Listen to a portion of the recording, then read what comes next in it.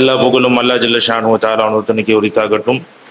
சலாத்தும் சலாமும் நாயக திருமணி ரசூலை கரீம் ஸல்லல்லாஹு அலைஹி வஸல்லம் அவர்கள் மீதும் மற்றும் இந்த புனிதமான ரமலானுடைய இஜ்திமாவின் இரவு நேர தாலீமுடைய மஜ்லிஸில் அமர்ந்திருக்கக்கூடிய நம் அனைவர்கள் மீதும் என்றென்றும் நிலவட்டுமாக என்று துவா செய்தவனாக என் இதயம் கனிந்த சலாத்தினை தெரிவித்துக் கொள்கிறேன். அஸ்ஸலாமு அலைக்கும் வரஹ்மத்துல்லாஹி தஆலா வபரகாத்துஹு. அன்பிற்குரிய மாணவ கண்மணிகளே, அல்லாஹ்வுடைய கிருபையில தினமும் நம்ம என்ன செய்யறோம்னா, குர்ஆன் ஷரீஃப்ல கூறப்பட்டுள்ள விலங்குகளை பத்தி ஒரு நாளைக்கு ஒன்று நம்ம பார்த்துக்கிட்டே வரோம். அந்த வகையில நம்ம நேத்து இடையில குதிரையை பார்த்தோம். ஆனா நம்ம தொடர்ச்சியாக ஒரு 2-3 இனங்களை பத்தி பேசலாம்னு அதுக்கு முன்னால் முடிவு செஞ்சிருந்தோம். அர்சல்னா அலைஹிம் அல்லாஹ் குர்ஆன் ஷரீஃப்ல தொடர்ச்சியாக அந்த கும்மல் சொல்லப்படக்கூடிய பேன், அதுக்கடுத்து ஜராத் சொல்லப்படக்கூடிய வெட்டுக்கிளியை அனுப்பியதாக, சோதனைக்காண்டி அனுப்பியதாக சொல்றான். அந்த வகையில நாம இப்ப 2வது தொடர்ச்சியாக நம்ம பார்க்கிறோம் வெட்டுக்கிளி சம்பந்தமாக இன்றைக்கு இன்ஷா அல்லாஹ். வெட்டுக்கிளிகளை பத்தி பார்க்கும்போது பல நிறங்கள்ல வெட்டுக்கிளிகள் என்ன செய்து வாழ்ற இனங்கள் இருக்கு. இது பொதுவா விவசாயிகளுடைய எதிரி என்ற பெயர் இந்த வெட்டுக்கிளிக்கு உண்டு. காரணம் என்னன்னா, வயல்கள்ல பசுமையான இடங்களை ஃபுல்லா இது கொஞ்சம் நாசம் செய்வதால உளவாளிகளுடைய எதிரி என்ற பெயரும் என்ன செய்யுது இதற்கு இருக்கிறது. இது ஒரு கணுக்கால் உயிரினம் என்று சொல்லப்படுது. நல்லா சொல்லணும்னா இதுக்கு ஒரு 6 கால்கள் இருக்கு. அதுல ரொம்ப முக்கியமா இதனுடைய பின்னங்கால் 2 மட்டும் நல்லா ஹைட்டா நல்ல பெண்டா இருக்கும். அதன் மூலியமா தான் இது புஷ் பண்ணி நல்ல லாங் டிஸ்டன்ஸ் தாவக்கூடிய ஒரு சக்தி இதற்கு இயற்கையாகவே இருப்பதற்கு அந்த பின்னங்கால்கள் மிக முக்கியமான ஒரு காரணமா இருக்குதுன்றது நமக்கு தெரிய வருது.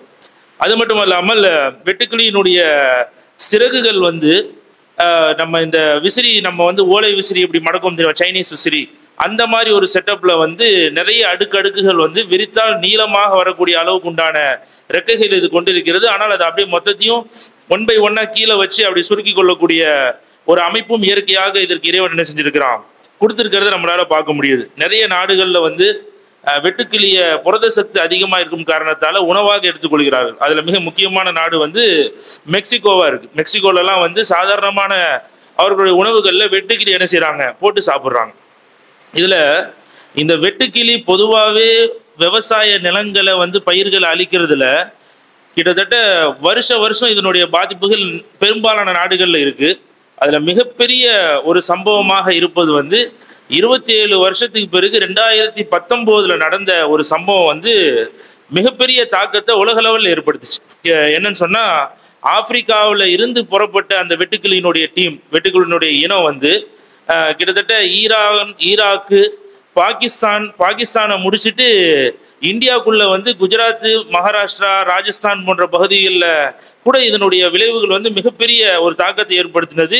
இன்றளவுலையும் ஒரு பெரிய வரலாறா இது இருக்கு. நம்ம அதை நல்லா ஆய்வு செஞ்சு பார்க்கும்போது பார்த்தா டிசம்பர் மந்த்ல 17,000 ஹெக்டார், நம்மளுடைய கணக்கு பிரகாரம் பார்த்தா 42,008 ஏக்கர், 42,008 ஏக்கர் பரப்பளவை குஜராத்தில் என்ன செஞ்சிருக்குன்னு சொன்னா இது நாசப்படுத்திருக்கு 2019 டிசம்பர்ல. அதை தாண்டி பார்க்கும்போது ராஜஸ்தான்ல கிட்டத்தட்ட 3,50,000 ஹெக்டார், அப்படின்னா நம்ம கணக்கு பிரகாரம் 8,64,869 ஏக்கருக்கு நிலப்பரப்பு உண்டான விவசாய நிலத்தை என்ன செஞ்சிருக்கு, இது மொத்தமா சேதப்படுத்திருக்கு. இது அப்படியே 2019 இருந்து 2020 காலங்களில் ஜனவரி டு மே மாசத்துக்குள்ள இவ்வளவு பெரிய சம்பவம் என்ன செஞ்சிருக்கு, நடந்திருக்கு.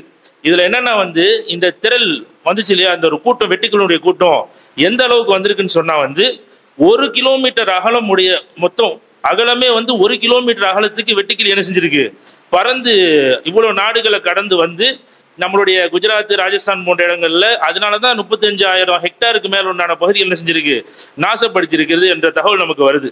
உலகத்துல அதிகமான பூமியில விவசாயங்களை பாலுபடுத்துறது இந்த வெட்டுக்கிளி தான். இது ஏன் எப்படி இதுவரை ஒரு மிகப்பெரிய ஒரு இது உருவாச்சுன்றதுக்கு நம்மளால எப்படி பாக்குறோம்னு சொன்னா, இது ஒன் டேக்கு 150 கிலோமீட்டர் வரைக்கும் என்ன செய்யுது இந்த வெட்டுக்கிளி பயணிச்சு போகுது.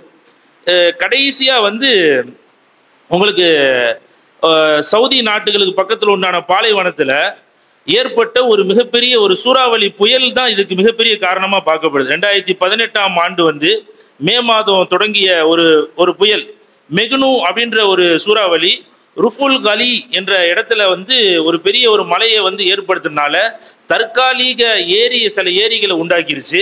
ஆனால் அங்கே மனிதர்கள் அதிகமாக இல்லாததால வெட்டுக்கிளியினுடைய இனப்பெருக்கத்தை வந்து அவங்க தடை செய்ய முடியல. இப்போ ஊர் பகுதியில் இருந்துச்சுன்னா அவங்க சாப்பிட்றதுக்கு உணவுக்கு அல்லது மற்ற உயிரினங்கள் அதை சாகடிக்கிறதுன்னு போயிருக்கும்.